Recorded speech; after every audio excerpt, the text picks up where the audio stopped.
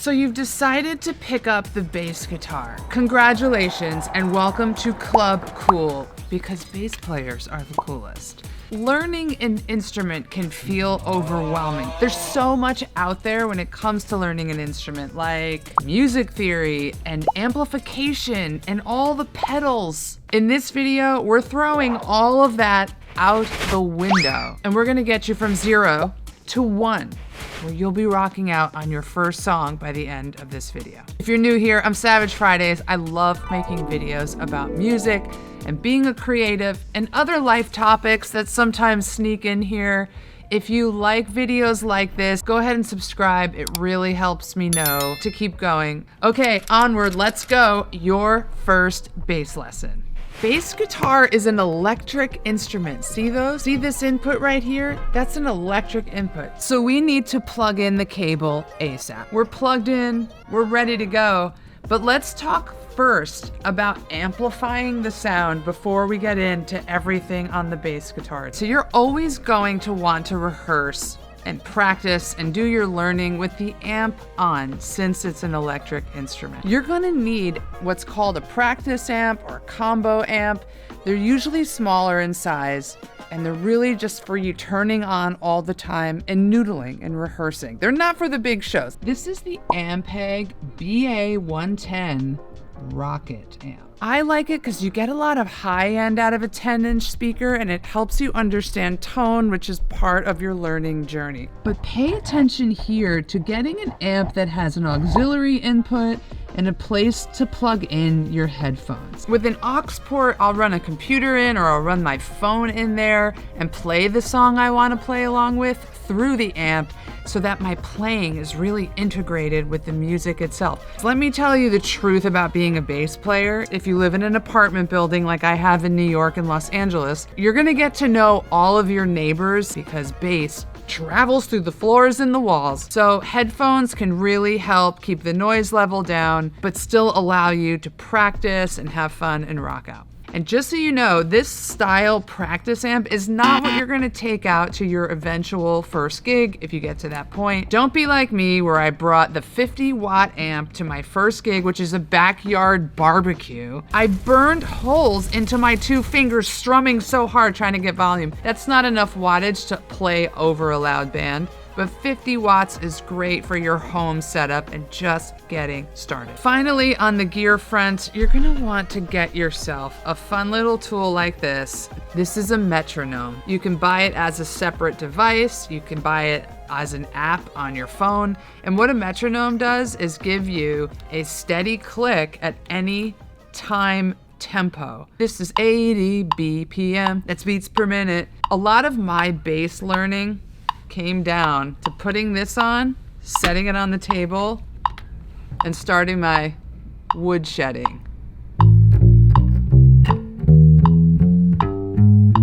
But never holding the bass like that. There are 3 elements to learning the bass guitar that we're gonna come up on over and over again in this video. That is hitting the timing of the note, so making sure your note is in the rhythm where it should be in the song. Because again, you're locking in often with a drummer, serving as the foundation for other guitarists and pianists and others in the band to build on. Hitting the right rhythm is important. You are a rhythm instrument. Number 2 is hitting the right notes. You don't want to be hitting a D when everyone else is playing a C. The last element of mastering the bass guitar is practice. Is dedicating that time every day or every week, even just a few minutes, to go through and get better and better and make a lot of mistakes and sound bad and repeat your exercises or your song rocking outs until they sound better. That is the difference between those who dream of and those who make their dreams come true. Discipline, daily practice routine. Okay, next up, let's look at the bass itself and how to hold it. Get a strap, and always and only wear and play the bass when you're strapped in like this. Let me just shortcut you to your eventual reality. You'll start dropping the bass when the strap comes undone. Get these things called strap lock set. You can put them on each one of these ends, and it locks the strap onto the guitar. I've seen some people go way up here And you'll see some people drop it even lower, way down here. This is very rock. I'll play with a pick, and this gives me a really casual, rock chic way of playing. Now let's talk about the hands and what your hands do on the bass and how to position them. So starting with the fretting hand, if you think about how you hold your hand naturally, it looks like this. That's more or less how you're gonna be fretting. That's good form. To show you how my hand looks, it's just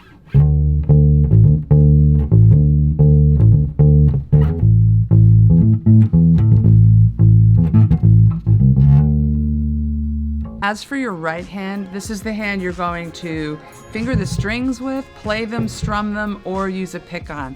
Now you could do both, pick style and finger style. You should learn both as a bass player. To start, if it's day one in your first lesson, I suggest using the classic method of playing bass, and that's your 2 fingers, finger style on the strings like so, and you alternate between the beat like so. 1, 2, 3.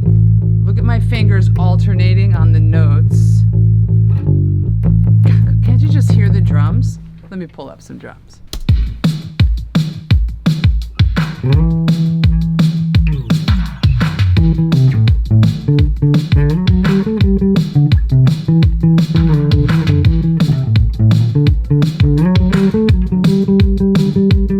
If you have a P bass like this or a J bass with 2 pickups, you could anchor your thumb on the top of one of these pickups, which I find really helpful when playing the bass. It gives me a nice place to hang and put some pressure on while I sit. Let's move on to our next part, which is actually starting to make sounds with the bass. Now, first things first, every time you pick up your bass, you need to tune it.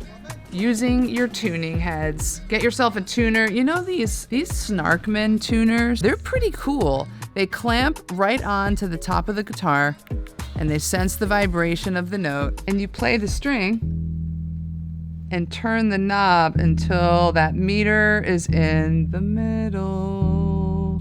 E, my A is good. Let's fix that D. There we go. Now we are tuned and zoomed. We are very zoomed.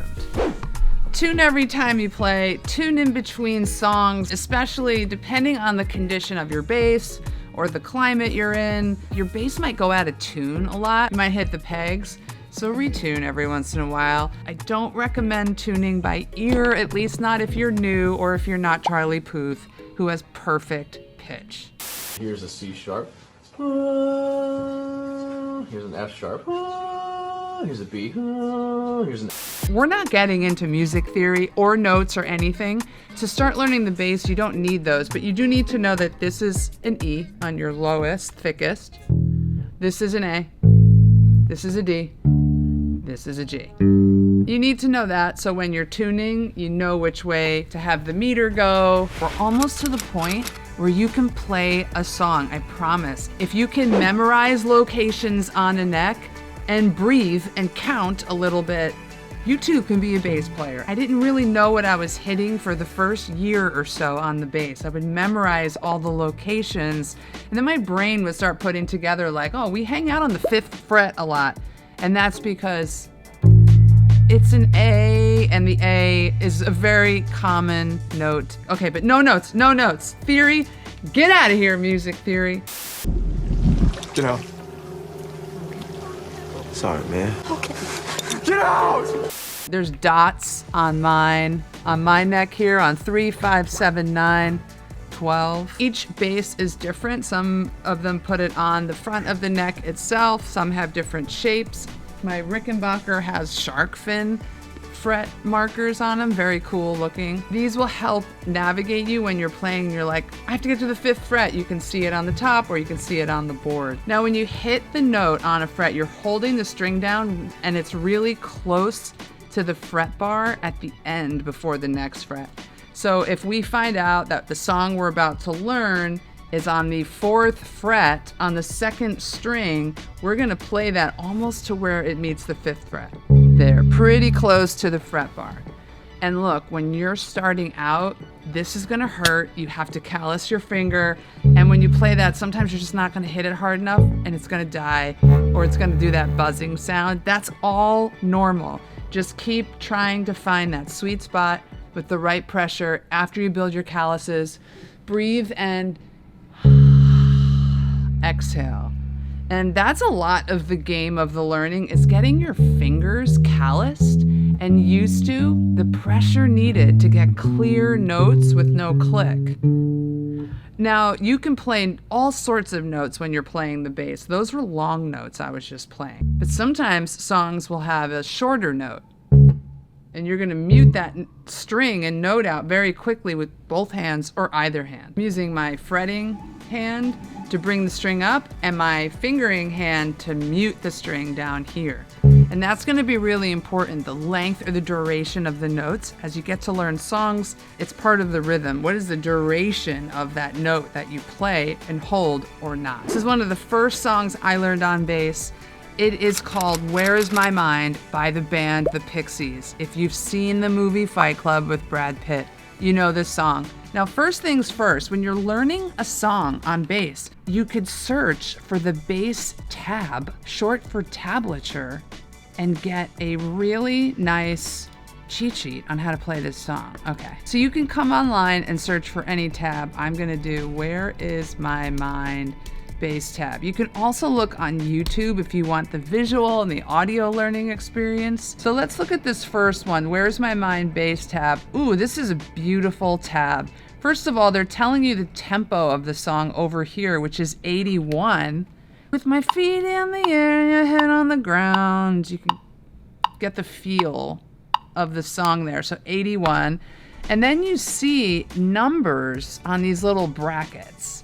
And what that is telling you is the fret number on that string. Here's your G, D, A, E string. You're gonna play the open string and then the 4th fret, 2nd string, and then the 4th fret lower, 5, 5. Now they're doing a pretty simple bass line. Let's start out really simple to know time here. What that tab is saying is,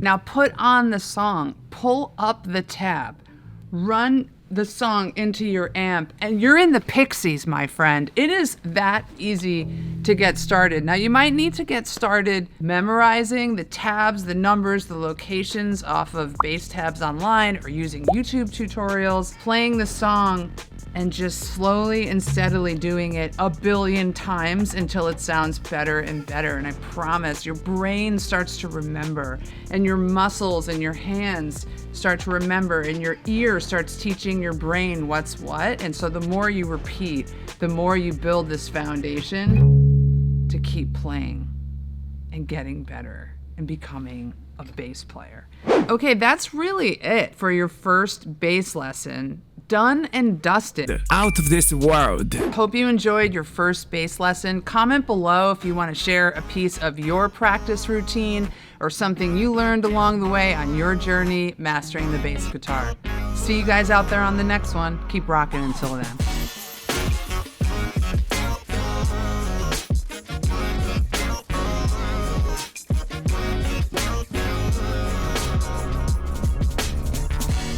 Don't care what you need, as long as you love me, who you... That might be a little fast, but you get the point. Point! So maybe you can do it. I'm gonna sneeze. We're gonna find a song. God! Keep hitting things.